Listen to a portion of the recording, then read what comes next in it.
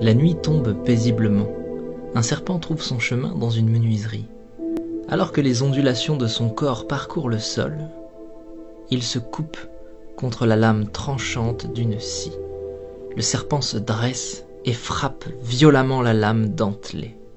Un acte déraisonné et sans conséquence pour la scie, mais qui blesse gravement le serpent à la mâchoire. Aveuglé par sa rage et convaincu d'être face à un ennemi dangereux, le serpent entoure la scie de tout son long pour en venir à bout et la faire suffoquer.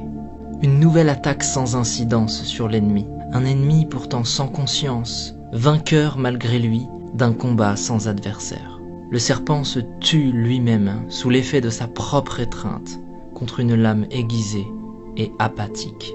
Ignorant, le serpent est mort dans un combat contre lui-même, tué par sa propre colère. Le message est fort ici. Souvent, lorsque nous réagissons sous l'effet de la colère, nous pensons que les autres nous ont blessés, qu'ils ont agi sciemment, et nous réagissons au quart de tour alors que ce n'est pas nécessaire. Nous cultivons de la rancœur et du ressentiment.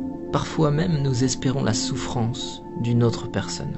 Mais en faisant cela, nous ne faisons que nous couper avec la lame de notre propre rage. Et cette énergie malsaine que nous déversons autour de nous n'atteint personne d'autre que nous-mêmes. De tels sentiments sont souvent inoffensifs pour ceux dont ils sont la cible et profondément néfastes pour notre propre cœur. Lorsque nous réagissons sous l'effet de la colère, plutôt qu'avec compassion, personne ne gagne. Ignorer la négativité est toujours plus sain. Pardonner, accepter et laisser passer est toujours plus habile. Se concentrer sur la création plutôt que sur la destruction est toujours plus sage. Et il est plus noble de bâtir la vie que nous voulons, plutôt que de chercher à détruire celle que nous ne voulons pas. Si quelqu'un se comporte mal avec nous, plutôt que de réagir avec agressivité et violence, peut-être devrions-nous comprendre ce qui est en train de traverser cette personne et faire preuve d'écoute et de compassion. Peut-être que sa journée est difficile. Peut-être que toutes ces journées sont difficiles.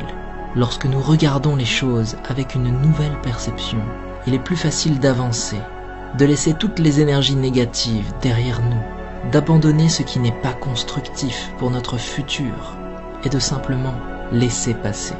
Nous devrions avancer avant que la colère nous consume et nous détruise comme le serpent. Ne réagissez pas, montrez de la compassion, ne ressassez pas, avancez et restez concentrés sur l'élaboration d'une vie meilleure pour vous-même.